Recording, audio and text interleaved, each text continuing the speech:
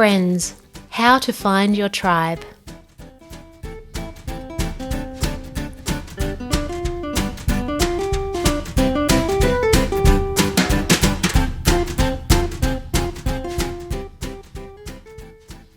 Hello everybody, here we are on Signpost for Living with Dr. Kirsten Hunter, and I'm here with my very dear friend Kristen. Hello. Hello. Kristen Coggan, everybody, and we have a lot of fun off the air, and our last session we kept talking, didn't we? Yes. We did. The recording stopped, but we kind of didn't. We didn't. But, you know, that's okay. We're back on now. Yes, different topic. We're different topic, and as ever, you didn't know what it was. No, but I do, and I'm really excited. Are you? I'm Yes. sorry to sound surprised, but... Because normally I'm just like rolling my eyes. Actually, the opposite. Normally you're looking really interested, but just then you actually looked bored. Oh, really? You did. Oh, sorry. But why tell me your interest. Oh, well, I think about this sort of stuff Do you? all the time. And as you know, I've just started a new job. Yep. So, and I'm working within an organisation where everybody's really super friendly. You sound really surprised. Yeah, I am. But it's great because we don't actually all work in, so we're all remote, and so we're doing this all over Zoom and Microsoft Teams and stuff. So I'm meeting so many of my colleagues and getting to know them over a computer screen, which is really weird. But one in particular today, I was chatting with her about our job and expectations and stuff. She's in the same role I'm in a different area. And I actually said to her, I reckon you're one of my tribe. Oh, did And you? when I first met you, that's what I was thinking. Wow. This is fantastic. So when you met her, what was it? What were the dings for you? Oh, she's just out there. She's forthright. She just says it. And you said to her, I think you might be one of my tribe. Yep. You actually said it. Yes, I did. Well, you've just gone and fast-forwarded our whole podcast. So that's all we have for today. Yeah, okay, we'll wrap up then. No, this is really great. Yeah. And were you apprehensive in saying to her, No. You're pretty awesome? Yeah, nah. What is it about your personality that lets you do that? Well, why wouldn't you do that? If you think someone's awesome, why wouldn't you tell them? It's not that simple. I love it. It is for me. Exactly. It is for you. So what is it about you that lets that be easy? Okay, so everybody wants to hear that they're awesome, don't they? So if you genuinely mean it, tell someone. And people know when you're genuine. Oh, we are just singing the same. It's great. You could make someone's day or week or year. Yeah. You don't tell me I'm awesome. Oh, well, you know you're awesome. Actually, that's not true. You do. You're awesome, Kirsten. Oh, thanks, darling. You are too. Oh. Yeah. No, but when you click with someone, and I could just tell. Yeah. And we were just blah, blah, blah, blah, blah, like two old chooks having a conversation this afternoon talking about all sorts of things. And Making good use of your work time. Yes, we were. So this is work, isn't it? She said, yeah. Yes, this is networking. It's called networking. Yeah. I love networking. Networking is anything that's tax deductible. And you have to build a rapport with your colleagues. You do. That was established a long time ago. Now you're just having fun. That's fantastic. Yeah. Okay, so here's a really, really interesting thing. I'm gonna reverse what I was going to talk about okay, now I'm astounded that people. A lot of people don't know the difference between introversion and extroversion. Yeah. So let's just super quickly cover that, and then we're going to put another layer on top of that. Okay. So introversion is in your personality if you are someone who needs to recharge on your own, and the idea of living on in a lighthouse isn't scary to you. Yeah. So you really need to re-plug on your own. Then an extroversion is someone who replugs their energy, refuels their energy when they're with people. Yes. And a lighthouse would be torture. Share housing sounds great. Yes. By comparison. Okay, so that's introversion, extroversion. Now, a lot of people think that's it, but it's not. Then, so there's a scale, right? Now, if you go and throw another scale on it, so if you think, let's get visual, introversion, extroversion, think of it on a horizontal scale, help me. And then on a vertical, we've got at the top outgoing, and then on the bottom we've got shy. Okay. Right. So you can be an outgoing introvert or an outgoing extrovert, and you can be a shy introvert or a shy extrovert. people don't know this. I knew that. Did you? I did. You're awesome. Here we go again. How did you know that? How do I know that? Oh, it's just something I've thought about, because in the beginning, this is something I think about. And I remember, I don't know, 20 odd years ago in some random job that I had back then doing remember the old psych tests they used to give you in the workplace so you could better understand yourself and your colleagues? Yeah, there's quite a few. And like sometimes they give you the names of birds that you are, or you're an extrovert or you're an introvert, or, that sort of thing. And so when I did that all those years ago, it didn't quite make sense. It didn't quite fit. Yeah. And I think it's because I would be an introvert but outgoing. So am I. So I wanted to know how that fitted on their scale of what they were presenting us with at the time. So it's just something I've thought about. And I don't know, as you go through life, you're always getting these sorts of seminars and stuff thrown at you in jobs, or you go to a conference and the keynote speakers talking about this sort of stuff. So I guess I just think about it. I think there you go. Yeah. Well, let's flesh it out. Okay. Now, the majority of the population are either outgoing extroverts. So outgoing, it's just natural and comfortable to be amongst people. Doesn't take doesn't take much thought at all. It's just natural. Confidence, you could say, social confidence. And extroverted, so they really recharge with people and they're comfortable with people. So I would say a large portion of the population are over there. And then you've got, and the other large portion, of course, is the introverted, shy people who find people to be quite daunting. Taxing and daunting, anxiety-provoking. I don't really know how to walk into this group of people. I don't approach them. I don't really know how to start this conversation, and people are a bit scary. And that's the another majority, I guess, of the population. But we have got, up in the top left in my brain, we have got the outgoing introverts. So they're people that need to recharge on their own, but they're also very outgoing. So they look like extroverts, but they actually really enjoy their own company. And interestingly, comedians routinely are in that group, because comedians have got the capacity to get in front of people and to engage with people, but introverts tend to be people who really redraft their thoughts before they say them. So they go draft 1, 2, 3, okay, I'm going to say it. Yes. So they're very, very reflective.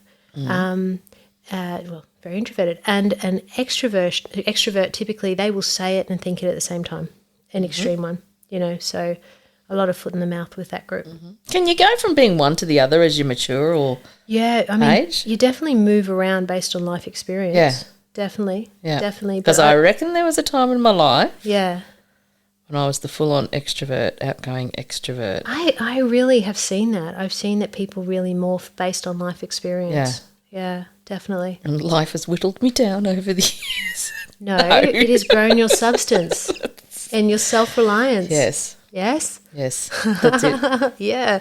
And so the group that I find the most cruel are people who are extroverts. They need people, but they're shy. Right. So it's a little bit like really wanting to have a pet dog but being scared of dogs. Yeah. Do you know what I mean? Really wanting to be with people but being scared of people. So I have people who come in and they're shy extroverts and they really, really struggle. And the good news is once they find their people, they don't need a lot of people. They just need quality people. So once they find their dear friends, their partner, they're actually pretty okay. But to kind of get established in the early 20s can be really, really overwhelming. And you're saying that you are an outgoing introvert. I think. I'm a closet introvert. I know. So if you ask my beautiful mother, who you know very well, she swears I'm an extrovert. Oh, does she? She really does. She really does, but I'm not. I'm absolutely an introvert because I have never in my life gotten bored of my own company. Yeah. Not at one point have I ever said I need to reach out for someone. Yeah, and I enjoy my own company and I need that time. Yep. I didn't always. Yep. But I really do. Oh, yeah. I need to recharge and... Yeah. And I love my people. I love my people. I'm very selective of who they are because I don't need them. So I'm with them because I love them and it's value adding and I adore them, but I don't need them. Yeah. And also John will tell you, I'm always the person who says, hey, let's leave the party. I leave the party early. Yes. I just do. I'm not a straggler. And I struggle when people come to our house because I've always had enough before they have. Well, you need to get one of those banners that you can get. What? That's like, like banners that you put up in your house when it says go home? Yeah. So like it might, some say happy birthday, happy new year. You can get them that say please leave by 9 p.m. That's fantastic. I wouldn't quite go for 9 p.m, but wow. Oh, no, it's fantastic. Now, this is really relevant to friendships. Mm-hmm. Okay, let's just pause that and let's come back to the issue of friendships. So fascinating. I have a lot of people that come in and they say, I'm feeling very isolated. Maybe they have moved to an area and they've really struggled to create new friendships. Mm-hmm. Maybe they have grown out of friendships, Yeah. It's just fallen apart. They're just not on the same page anymore. Yep. Sometimes people have forgone their friendships and just been very involved with their parent or with their siblings. Yes. And then they realise developmentally they just need to become their own person. Or, say their sister's gone off and gotten married, or they've just realised, actually, I don't want to be doing things all the time with my mum on the weekend. I want to be doing stuff with friends. Yes. And so we have lonely people and they're just like, what do I do? I'm stuck. I don't know what to do. So this is a really interesting area. And now if you are an outgoing person, you're going to naturally find it quite easy, which you gave a great example of, didn't you? Yes. You said, hey, you're awesome. Let's play. And let's just play in the sandpit. You're fun. Yep. And I like you. I like you. You're cool. Let's be friends. Yes. I'm not a stalker. I didn't have to explain that because she got me. She got you. Yeah, absolutely. But if you are shy, then people really struggle. Mm. Yeah, so that's easily half the population. Mm. Okay, so here's the big one. We as humans are friendship sloths. Okay. Right? So basically we are really, really, really lazy. Yes. We are very complacent. Yes. We get into our comfortable grooves and we just keep going in circles. I mean, take you and I, for example. Yep. I love your company. Yes. Have so much fun. How often do we catch up? We don't very often, do we? Exactly. Why? Because we're lazy. Thank you. No, that's a silly thing to say. You are so the least laziest person I know, but... Well, I'm not lazy in any stretch, but I am socially. Yeah. I desperately love catching up with you. We have so much fun, and I love that we do this podcast because it kicks our asses in gear to see each other. Yes. But do we pick up the phone and organise it? No. Exactly. And so this is the thing. It's not us. It's everyone. Everyone, apart from outgoing extroverts that are very good at organising everybody. Yes. Most people just get consumed by their day. They are very bad at putting the foot forward, picking up the phone, organising it. Yep. They just don't get around to it. And the problem is if we are insecure in any way, shape or form, which is the shy people, particularly if you have insecurity on top of that, we sit there and we feel rejected and we feel discouraged. Okay. And we take that as a big red flag. Mm-hmm. Red flag, wrong one. Help me. I don't know. A red light. Yes. Thank you. And it's very discouraging when in truth it's actually the nature of people. Yep. And a big part of really understanding friendships and creating friendships is understanding people and understanding, what we're dealing with people's behaviour and not personalising it. And some people can do that just quite naturally. Do what? Just understand people and recognise in their personalities what your friend or this person might need or what they're trying to express. Mm.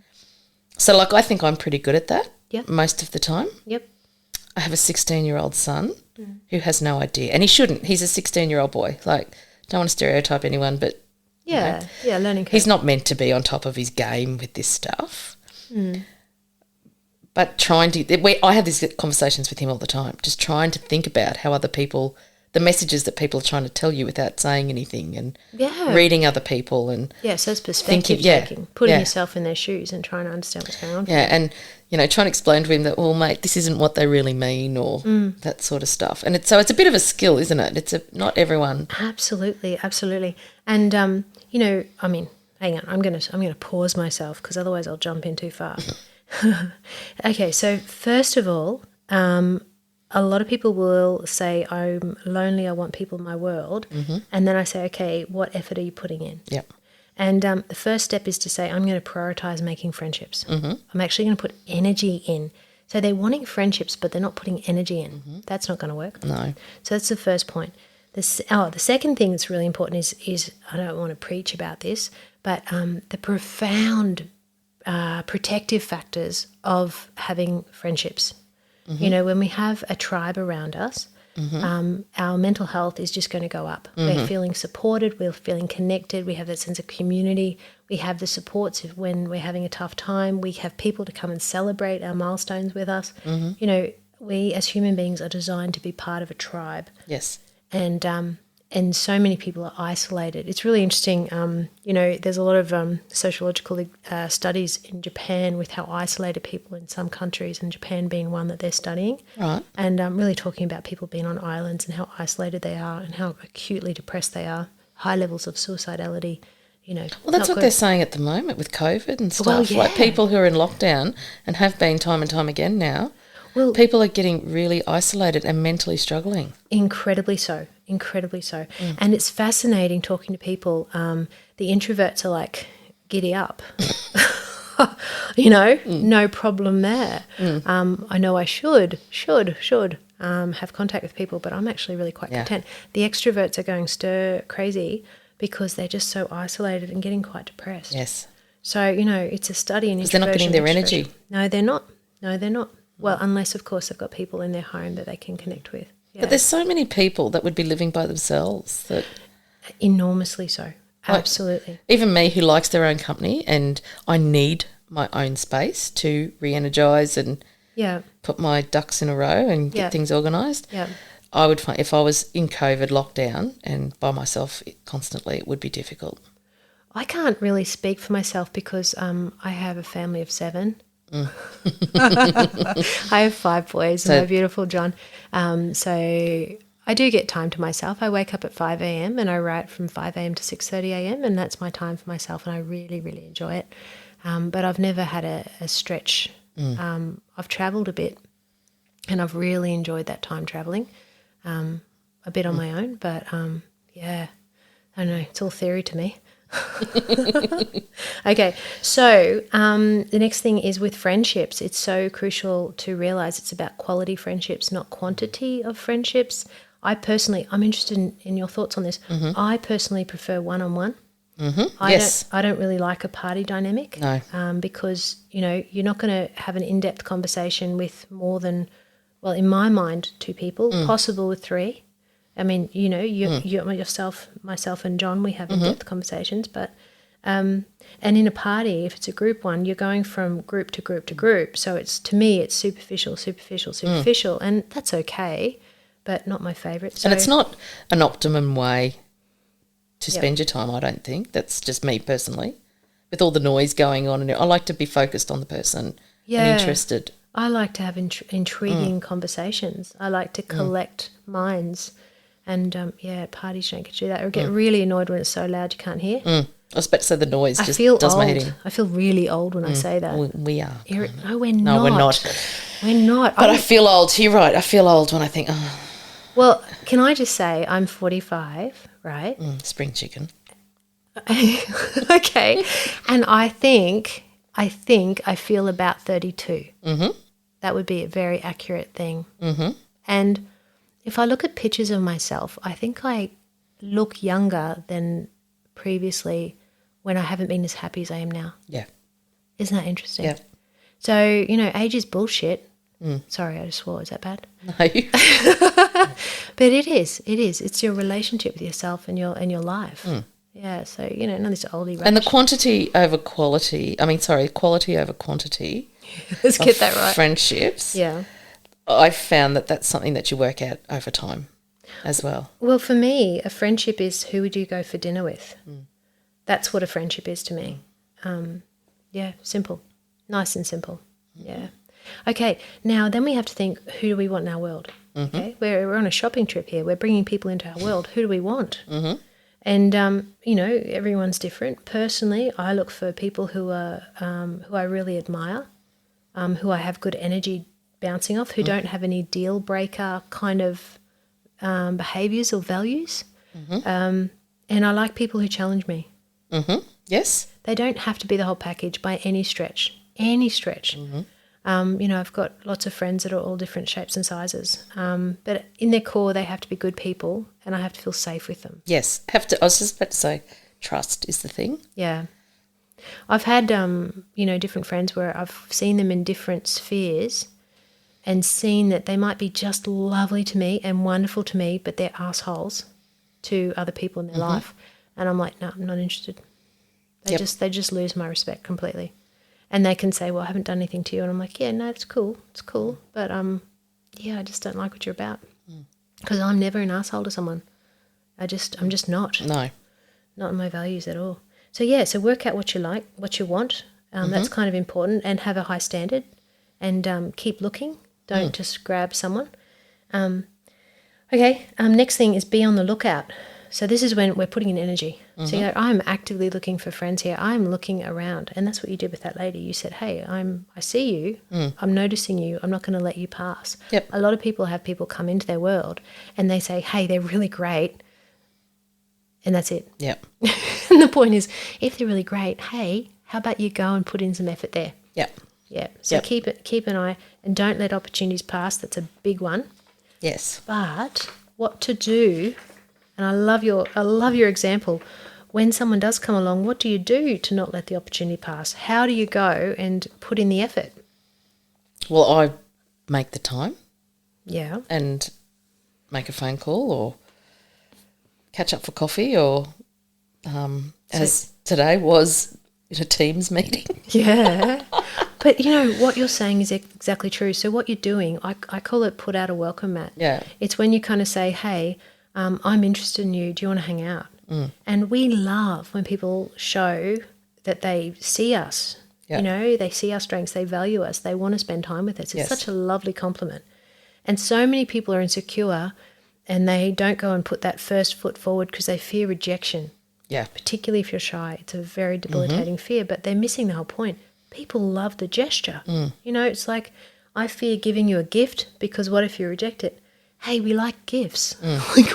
We're not very complex creatures, are we? No, you're right. Yeah, so basically we have to go and put in the effort of stepping forward and initiating and suggesting and saying, how about we do this, how about we do that? Yep. And it's kind of, if you want friendships, you have to put in the effort. And sometimes it doesn't work, and that's okay too, because then you've worked out to get on to the next thing. Or Absolutely. Can you break it down? What do you mean by that? I'll give you an example perhaps. Yeah. So I don't want to get personal here because you never know who's listening. So my daughter had a friend who the mum, I thought she was really cool and, someone interesting, put the olive branch out, gave the opportunity there a couple of times to be friends and To catch up? To catch up, and it just was not reciprocated, and that's okay. Yeah, yeah. Obviously not one of my tribe. That's right, and that's really interesting. And most people would interpret that as you're not interested in me. Yeah. But the truth is, a lot of people are kind of stuck in their comfort zone, and they're not very good at creating new friendships. Yeah. And it's kind of like, I didn't really know what to do with that. Very, very common. Yep. Yeah, so it's really important not to personalise that. Yes. Yep. Yeah. And it is what it is. Did you take that personally? How did you go? To be honest, I probably did a little bit. Yeah. But I know it's a bigger thing than that. There's more to life, and you don't know what's going on in somebody else's world. And the door's always open. So you just never know what's going to come around the corner. So don't write people off necessarily either. Absolutely. So I guess I don't take it personally in the long run. Yeah. Once I think about it. Absolutely. And I think this is really interesting. I hate to be all clinical here. You just rolled your eyes. Everybody. There's no escape. No, but seriously, when we're saying, hey, let's catch up, do you want to catch up? There's a few really good things you can do there. First of all, we need to do something where you share a feed. If you have just a coffee together, have a lunch together, when we eat together, our bonding neurochemical is released. Yeah, right. So we actually bond. So that's why we bond over food. Yep. That's why as a family it's really good to have meals I love together. having food with someone or having a coffee with someone. Absolutely. As you know. Yes. Yes, our go-to. Yeah, but oxytocin is released, and that's the neurochemical, and that's also the one that's released when you have hugs, intimacy, sex, eye contact, and sharing food. So as it's really important, that's bonding. Yep. So, for example, it would be very bad. So that's about eye contact, by the way. It'd be very bad for you to go, hey, new friend, let's catch up. Do you want to, hey, Sally, you seem really cool. Do you want to go and hang out together? How about we go for a walk together? And now you go walking together, you don't look at each other. Mm-hmm. You're going to arrive strangers and you're going to leave strangers. Mm-hmm. So eye contact's very important. Sharing food is possibly good. Now, having a laugh. When we laugh, we bond. And so, if you can just be mindful of just enjoying each other, it's really simple, isn't it? Yep. But if you actually know there's science behind it, might help you loosen up a bit. Yep. Yeah. So the ultimate date, by the way, did you know this? Have we talked about this? The ultimate date is to go out for dinner and go to a comedy. That would be the ultimate date. That is the ultimate date. I have never done that. What? Really? Yes. Well, we should do it. Yeah, let's do it. Well, let's do it. I have many times. No, literally going and having a meal, eye contact, food, and then you go and have a comedy. The trifecta. And laugh. The laugh, and you bond together. It's very, very, very powerful. The night you never want to end. That's right. That's right. There you go. Well, let's do that. Let's hope we can find somewhere where we can be at home by 10 o'clock in our beds. Saying that we're nannies and need to go to bed. Oh, that's just gorgeous. Okay, now, again, I hate to be too clinical. Don't roll your eyes. You didn't. Well done. Is when you get together, a lot of people are really self-conscious with what to do. This is a shy people. What to do with regard to conversation because they feel uncomfortable with sharing their stuff. And the thing is, if you're going to get together and talk on a superficial level and just chit-chat, it's only going to remain a chit-chat acquaintance. Friendships come through connection and connection through sharing and saying, this is me, this is my person, this is my life. So you have to share. And then I have people say, well, I don't want to overburden them. And, well, you're not actually going into deep conversation straight away probably, but you are being quite authentic and saying, this is me, this is where I'm at, and being a bit goofy, being a bit clumsy, this is where I'm at, not kind of putting on a polished picture. If we do polished, it stays acquaintance. Yes, being authentic. Being authentic, yeah. So acquaintance is shallow conversation. Deep friendship is deeper conversation. And there's a nice rough, please don't be pedantic about this, but there's a kind of a 1/3 category. 1/3 is mucking around having fun. 1/3 is your life, 1/3 is my life. Yep. And each time you catch up, you're more familiar with each other and you build on that understanding and you can say, hey, like when we caught up today, and first thing I said to you, how's your new job? Yep. Straight into it. And I wanted to know. Yep. And then we got into it, and you wanted to know, hey, what did you ask me? I probably didn't ask anything about you. Did you ask anything about me? No, we have a one-sided friendship. No, I think I jumped into my latest projects. Yes, and you went, did. Oh, yes, of course you are. Yes. Of course you are. Yes. I've written another book, of course you have. 3 actually. Yeah. So, yes, we did have a conversation about you and what's going on with you. We did. I showed you a picture. Yes. Cute little person. Yes. For an illustration. Yes. Yeah. So, anyway, 1/3 rule.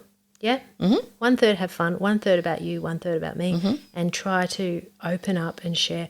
Also, some people, as they're getting closer in friendships, they worry about overloading with their stresses. And it's a balance, isn't it? Because, you probably don't tell them the depth of darkness before your deep friendship has happened, but also it's really important to know that what is big to you is actually small to them. Yes. So if you come and share with me a big stress that's happening for you, I'm caring, but it's not going to become a big stress to me. Yep. Because it's not my world. And so it's really important not to think that we're transferring our, an enormity of stress onto our other person, because we're not. It's much less to them. Yes. And people lose perspective on that. Yep. Yeah. Okay. Oh, you can like this one. Next one is to just reassure people that you value them. Yes. Which is what you did. Yes. Hey, you're pretty awesome. I love doing it. Oh, is that nice? Because it makes people feel warm and fuzzy. Yeah. And that makes me warm and fuzzy. Yeah, you're just telling them you're pretty awesome. And I think it's like, I see you, I celebrate you. Yeah. Yeah, I'm inspired to spend time with you. Let's have fun. Yeah, absolutely. I just think it's great. And I don't actually understand why people hold back from that. Yeah, I don't either, but... Fear rejection? It is, yeah, or, yeah, I think it's... I think they fear rejection. Yeah, and I don't think... I don't know if it's... If somebody's never had it happen to them in their life, like, if somebody's never felt celebrated by somebody else like that, it's not going to be a natural thing to do, is it? That's true. That's true. If they're not from a background of verbalising and letting people know how awesome they are. Yeah. Absolutely. So if you've never had that feeling of appreciation yourself, you're not going to realise how valuable it is to give to somebody else. Absolutely. Absolutely. I think it's just think of it as being a compliment, and that will make people feel like it's less of a gamble to go out there with. And the worst thing that can happen is they think you're a weirdo. Like, so what? Well, I think that if they think you're a weirdo, that it's about them, isn't it? Possibly, but it's not the worst. Like, so be it. Yeah, but you're saying that as an extrovert. Okay. Not as extrovert, outgoing introvert. Outgoing, yeah. The shy person is going to hyper-analyse, overthink. Yes. Crucify themselves. Yeah, I understand that. Yeah. Yeah. Okay, so that brings us to the next issue. So there you are. You've gone and created a connection. You've gone and had some fun together. You've worked out how to share connection through depth of conversation. Then you say, "Hey, ready for it? We must catch up." Yep. Oh, those words. What happens then? Often not much. Yeah, true. No, seriously, we must catch up. I don't know. In Australia, I don't know where people are overseas listening to this, but in Australia, that's what we say. We must catch up, which means either I fully intend to catch up with you or I'm being polite. Yep. Now, here's the thing. When you have a really great time, you can kind of tell the other person had a great time because they open up to it. They're having a laugh. They're enjoying themselves. You can tell. But the problem is then they go and they return to being a sloth. Back to the sloth issue. So they're going to go and get caught up in their lives, be busy. We must catch up. I want to catch up. But we have to accept that other humans really suck at this. And they're really not likely to call you and follow up and make a time. And you have to understand that is the nature of humans. Yep. It is not because they're not interested, but most people go away and they wait by the phone like it's a second date. And they don't get a call. Yep. And then they feel devastated. Yes. And they think, well, I organised the first time, I should wait for the second time. And that's where we go wrong, because the reality is it's just humans being humans. It's human nature. We just get lost and confused. We mean well, we don't act on it. If we were to do lie detector tests and my friends say to me, hey, I really want to catch up. Oh my gosh. If I did a lie detector test, it'd come out true, but their actions don't follow. Yeah, righto. So what we do with that is we say, okay, if I'm going to be friends with humans, I need to accept their sloths. So therefore, I need to initiate every time. Yep. And I'm not going to expect for it to be balanced because I'm enlightened about this and I know this and I can work with this. Yes. They're not. That's you and me. Is it? A little bit, yeah. You're the instigator. Yeah, exactly. Yeah. I'm not as great as I'd like to be, but I am. Yeah, you are. I am, absolutely. And so it's really about saying, okay, I'm going to have friendships. That means I need to be the person to organise it because they're just like slack as hell. And so the great news about that is you can say, who do I feel like catching up with? When do I feel like catching up? You approach them and they go, yeah, that'd be great. And then make a time and make it happen. Now, if that time doesn't happen, don't wait for them to call you. No. Because that happened not long ago with us. Hey, I suggested we went for out. That was this weekend. You were supposed to come to my place for a coffee. I asked you out for dinner. Yeah. And you just started your job. Yep. And you said, actually a bit overwhelmed. Totally valid. And then you said, how about we catch up on the weekend? We didn't make a time. Yep. And nothing happened. Nothing happened. There you go. And what's going to happen is I'm going to call you again. I'm going to say, hey, let's catch up. And what are you going to think when I say that? I go, yeah, I have to now because like... No, but what's the probability of you calling me and suggesting it? Oh, I might surprise you now. You might now. But no, it's truly an issue that people mean well, but they don't act. And so if you say, okay, I've got this like smorgasbord of friends that I'm building, and so I'm going to I'm going to kind of reach out to them and organise it. We're going to have a great time. And then I'm going to continue to be comfortable with instigating because they just really suck at it. Yep. I'm thinking of another really dear friend of mine that I love dearly. Yeah. And we see each other so rarely, and it's always me instigating. And there's also a bit because I live in 2 different places. Yeah. So I'm a little bit time restricted of when I can see people when I can't. Yeah. But you just don't give up because eventually you'll get together. Absolutely. I've got this one dear friend, if she's listening, she'll know it's her. Yeah. And every time we catch up, she goes, oh, my gosh, I'm so glad you organised this because I never will. Yeah. So can you organise it next time because you will and I won't, but I so want to catch up. Yep. Every time. Yep. And I'm like, yep, no worries. And when I spend time with this friend of mine that I'm speaking of, we just have such a good time. You know that it's meant to... Yeah. You wonder why you don't do it more often or why it's such an effort. Yeah. But, yeah, you just got to put the effort in. And it's just because we get lost in our day-to-day momentum. That's really what it is. Yep.